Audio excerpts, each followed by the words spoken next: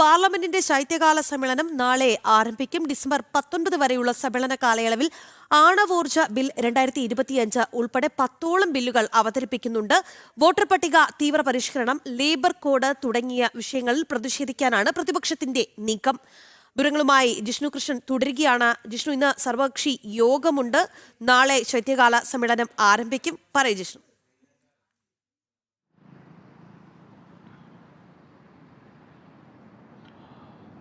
നാളെ ഡിസംബർ 1 മുതൽ ഡിസംബർ 19 വരെയാണ് പാർലമെന്റിന്റെ ശൈത്യകാല സമ്മേളനം ആരംഭിക്കുന്നത്. 15 പ്രവൃത്തി ദിവസമാണ് ഈ സമ്മേളന കാലയളവിൽ പാർലമെന്റിൽ ലഭിക്കുക. നിലവിൽ 10ഓളം ബില്ലുകളാണ് കേന്ദ്ര സർക്കാർ ഈ ഒരു സമ്മേളന കാലയളവിൽ സഭയിൽ അവതരിപ്പിക്കാൻ ഉദ്ദേശിക്കുന്നത്. ആണവോർജ ബിൽ 2025 ഉൾപ്പെടെ, അതായത് ചെറുകിട മേഖലയിലേക്കും ആണവോർജ മേഖലയിലേക്ക് എത്തിക്കുന്നതിന് ആവശ്യമായിട്ടുള്ള ഭേദഗതികൾ ഉൾപ്പെടുത്തുന്ന ആണവോർജ ബിൽ 2025 ഉൾപ്പെടെ 10 സുപ്രധാനമായ ബില്ലുകൾ കേന്ദ്ര സർക്കാർ ഈ കാലയളവിൽ ഉൾപ്പെടുത്താൻ ആലോചിക്കുന്നുണ്ട്.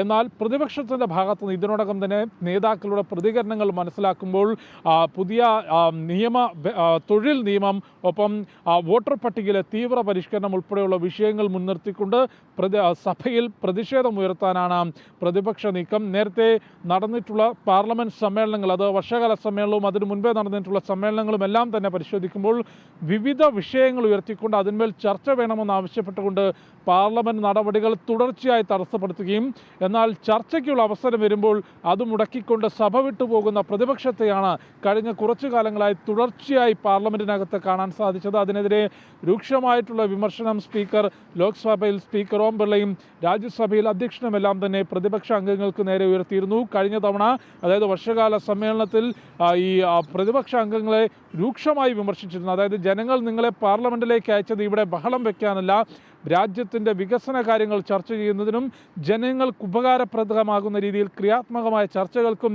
ഇടപെടലുകൾക്കുമാണ് ജനങ്ങൾ നിങ്ങളെ തെരഞ്ഞെടുത്തതെന്ന ഓർമ്മയുണ്ടാകണമെന്ന രൂക്ഷമായിട്ടുള്ള വിമർശനം സ്പീക്കർ ഓം ബിർള പ്രതിപക്ഷ അംഗങ്ങൾക്ക് നേരെ ഉയർത്തിയിരുന്നു. ഏതായാലും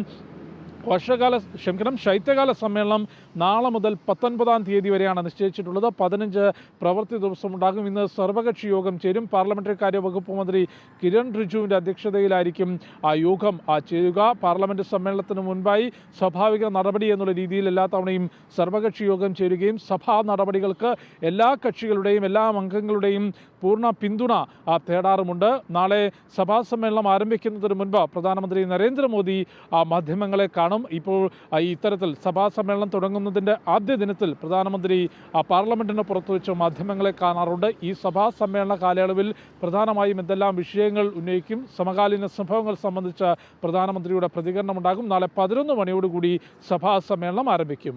രാഖി. ശരി ജിഷ്ണു.